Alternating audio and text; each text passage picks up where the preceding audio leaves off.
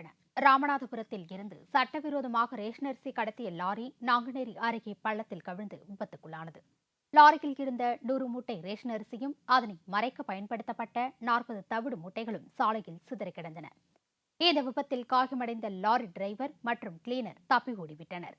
தகவல் அறிந்த நாங்குநேரி காவல்துறை ஆய்வாளர் விஜயகுமார் சம்பவ இடத்திற்கு விரைந்து வந்து லாரியையும் கடத்தப்பட்ட ரேஷன் அரிசி மூட்டைகளையும் கைப்பற்றி உணவுப் பொருள் தடுப்பு பிரிவு போலீசாரிடம் ஒப்படைத்தார். திருச்சி மாநகரில் பெருகி வரும் சைபர் குற்றங்களை தடுக்க காவல்துறை ஆணையர் அலுவலகத்தில் தனி கட்டுப்பாட்டு அறையை ஆணையர் சைலேஷ்குமார் திறந்து வைத்தார். தமிழக மாநகரங்களில் பெருகி வரும் சைபர் குற்றங்களை தடுக்க தனி கட்டுப்பாட்டு அறை அமைக்கப்பட்டு வருகிறது. அதன்படி திருச்சி மாநகர காவல்துறை ஆணையர் அலுவலகத்தில் இணையதளம், செல்போன் போன்றவற்றால் பெருகி வரும் சைபர் குற்றங்களை தடுக்கவும் கண்டறியவும் தனி கட்டுப்பாட்டு அறை திறந்து வைக்கப்பட்டது. பாலியல் சம்பந்தமான குற்றங்கள், இணையதளம் மூலம் மோசடி, சதி திட்டம் தீட்டுதல், சூதாட்டம், பணம் கேட்டு மிரட்டுதல், போலி ஆவணம் தயாரித்தல் உள்ளிட்ட பல்வேறு குற்றச்செயல்களில் ஈடுபடுவோர் மீது பொதுமக்கள் இந்த கட்டுப்பாட்டு அறைக்கு புகார் தெரிவிக்கலாம் என்று அறிவிக்கப்பட்டுள்ளது. திறப்பு விழாவில் பேசிய சைலேஷ்குமார், மாநகரில் பெருகி வரும் சாலை விபத்துக்களை தடுப்பதற்கு ஒவ்வொரு சாலைகளின் தன்மைக்கு ஏற்ப வேகத்தின் அளவு நிர்ணயம் செய்யப்பட்டு விரைவில் திருச்சி மாநகரில் நடைமுறைப்படுத்தப்படும் என்று தெரிவித்தார். கும்பகோணத்தில் நேற்று ஏற்பட்ட தீ விபத்தில் பாதிக்கப்பட்ட குடும்பத்தினருக்கு தேமுதிக சார்பில் ரூபாய் 15,000 மதிப்பிலான நிவாரணப் பொருட்களை தஞ்சை வடக்கு மாவட்ட செயலாளர் பரமசிவம் வழங்கினார். கும்பகோணம் மேலக்காவேரி செக்கடி தெருவில் வசிக்கும் மதன் என்பவர் வீட்டில் நேற்று இரவு தீ விபத்து ஏற்பட்டது. பின்னர் இந்த தீ மளமளவென பரவி அருகில் இருந்த குமார் மற்றும் முருகன் ஆகியோர் வீடுகளுக்கும் பரவியது. இந்த தீ விபத்தில் பல லட்சம் ரூபாய் மதிப்புள்ள பொருட்கள் எரிந்து நாசமானது. இதுகுறித்து தகவல் அறிந்த தஞ்சை வடக்கு மாவட்ட தேமுதிக செயலாளர் தாலோ பரமசிவம் உள்ளிட்ட ஏராளமான தேமுதிக நிர்வாகிகள் மற்றும் தொண்டர்கள் சம்பவ இடத்திற்கு நேரில் சென்று பாதிக்கப்பட்டவர்களுக்கு ஆறுதல் கூறினர். தேமுதிக சார்பில் பாதிக்கப்பட்ட ஒவ்வொரு குடும்பத்தினருக்கும் வேட்டி, சேலை, 25 கிலோ அரிசி மற்றும் 1 மாதத்திற்கான மளிகை பொருட்கள் உட்பட குடும்பம் ஒன்றுக்கு ரூபாய் 5,000 என மொத்தம் ரூபாய் 15,000 மதிப்பிலான நிவாரணப் பொருட்கள் அப்போது வழங்கப்பட்டது. சுற்றுலா தலமான நீலகிரியில் சுற்றுலா பயணிகளை வெகுவாக கவரும் இடங்களில் ஒன்றான சிறுவர் பூங்கா பராமரிப்பின்றி காணப்படுவதால் சுற்றுலா பயணிகளும் அந்த பகுதி மக்களும் பெரும் கவலை அடைந்துள்ளனர்.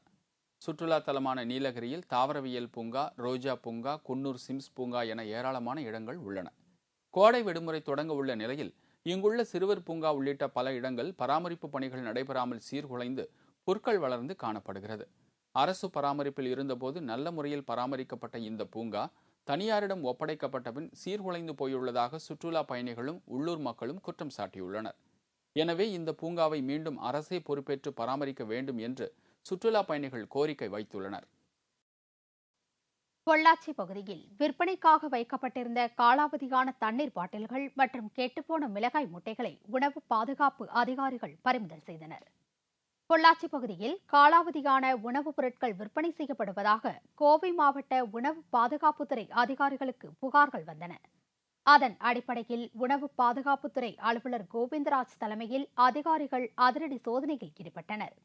அப்போது தனியாருக்கு சொந்தமான பிரபல தண்ணீர் பாட்டில் நிறுவன குடோனில் 300க்கும் மேற்பட்ட காலாவதியான தண்ணீர் பாட்டில்கள் இருந்தது கண்டுபிடிக்கப்பட்டது. இதேபோல் தேவராஜ் என்பவருக்கு சொந்தமான மிளகாய் அரவை குடோனில் கெட்டுப்போன மிளகாய் பொடி விற்பனைக்காக வைக்கப்பட்டிருந்தது தெரியவந்தது. இதையடுத்து அவற்றை பறிமுதல் செய்த உணவு பாதுகாப்பு அதிகாரிகள் இனிமேல் காலாவதியான உணவுப் பொருட்கள் விற்பனை செய்தால் கடும் நடவடிக்கை எடுக்கப்படும் என்று எச்சரித்துள்ளனர்.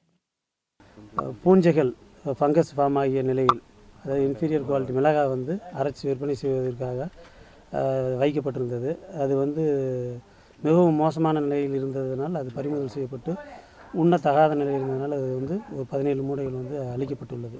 இது சம்பந்தமாக முதல் முறையாக எச்சரிக்கை செய்யப்பட்டு அளிக்கப்படுகிறது. மேலும் தொடர்ந்து செய்வதன் மீது நடவடிக்கை எடுக்கப்படும். திருவண்ணாமலை மாவட்டம் போளூர் பகுதியில் காட்டு யானைகள் தாக்கியதில் விவசாயி ஒருவர் உயிரிழந்துள்ளார். திருவண்ணாமலை மாவட்டம் போளூர் மற்றும் அதனை சுற்றியுள்ள அத்திமூர், படைவீடு, எடபிறை, ஆதமங்கலம், தும்பக்காடு ஆகிய கிராமங்கள் மேற்கு தொடர்ச்சி மலையின் ஜவ்வாது மலை அடிவாரத்தில் உள்ளது. இந்த மலைப்பகுதியில் உள்ள காட்டு யானைகள் அடிக்கடி கிராமங்களுக்குள் புகுந்து பயிர்கள் மற்றும் வீடுகளை நாசப்படுத்தி வருகிறது. மேலும் இரவு நேரங்களில் விவசாய நிலங்களில் காவல் காக்கும் விவசாயிகளையும் அவை தாக்கி வருகின்றன. இந்நிலையில் முன்னாள் ராணுவ வீரரான ஏழுமலை என்ற விவசாயி தனது விவசாய நிலத்தில் வேலை பார்த்து கொண்டிருந்த போது காட்டு யானைகள் அவரை மிதித்து கொன்றன. இதுபோன்ற சம்பவங்கள் அடிக்கடி நடப்பதால் தமிழக அரசும் வனத்துறையினரும் தங்களுக்கு பாதுகாப்பு வழங்க வேண்டும் என்று அந்த பகுதி விவசாயிகளும் பொதுமக்களும் கோரிக்கை வைத்துள்ளனர். சுபேதாரா இருந்தவர், ஆர்மியில 28 வருஷம் சர்வீஸ் பண்ணவர், தன்னுடைய கயனியில சுத்தி பார்க்கிற நேரத்துல அவரை அடிச்சு நாசம் பண்ணி உயிருக்கு சேதம் விளைவிச்சிருச்சு. இந்த மாதிரி நிலையில எங்களுக்கு பாதுகாப்பே இல்லை, கொடுக்கல. திண்டுக்கல் கோட்டை மாரியம்மன் கோவிலில் மாசி மாத திருவிழா வெகு விமரிசையாக துவங்கியது. மாரியம்மன் திருத்தலங்களில் மிகவும் பிரபலமானது திண்டுக்கல் கோட்டை மாரியம்மன் கோவில். இங்கு வருடந்தோறும் மாசி பெருவிழா 15 நாட்கள் நடைபெறுவது வழக்கம். அதன்படி இந்த ஆண்டு திண்டுக்கல் கோட்டை மாரியம்மன் கோவிலில் மாசி பெருவிழா தொடங்கியதை முன்னிட்டு அம்மனுக்கு பூ அலங்காரம் செய்யப்பட்டு கோவிலில் பூக்கோளம் போடப்பட்டது. அதைத் தொடர்ந்து நடைபெற்ற பூச்செறிதல் விழாவில் ஆயிரக்கணக்கான பக்தர்கள் கலந்து கொண்டு அம்மனை பூத்தூவி வரவேற்றனர்.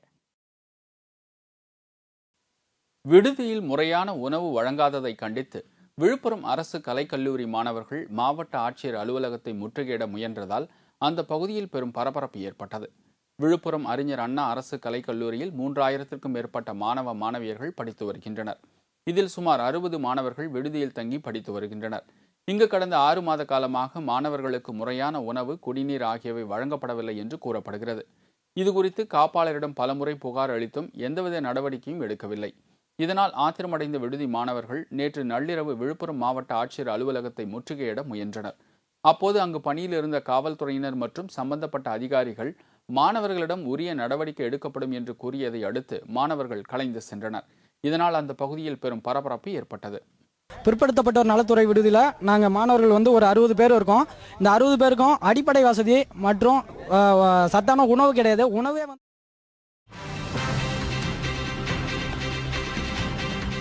ஊழல் குற்றச்சாட்டுகளில் சிக்கிய ஜெர்மனி அதிபர் பதவி விலகல். விவரம் இடைவேளைக்கு பிறகு.